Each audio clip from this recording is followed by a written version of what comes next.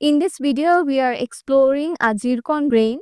Under plain polarized light or PPL, zircon typically appears colorless and has a very high relief, meaning it strongly stands out from the mounting medium. Its form is generally hexagonal or subrounded, which you can clearly see in this grain.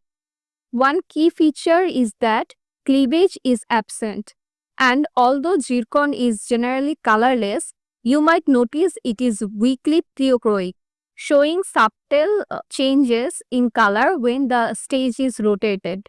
When we switch to crossed polarized light or XPL, zircon exhibits high order interference color. These colors are generally whitish yellow, pink, or white, all indicative of high birefringence. Another diagnostic feature is the parallel extinction, meaning the grain goes dark when aligned with the crosshairs. So that's how you identify zircon under the microscope using both PPL and XPL. Don't forget to like, subscribe, and follow for more videos on mineral identification under microscope only on Earth Detective.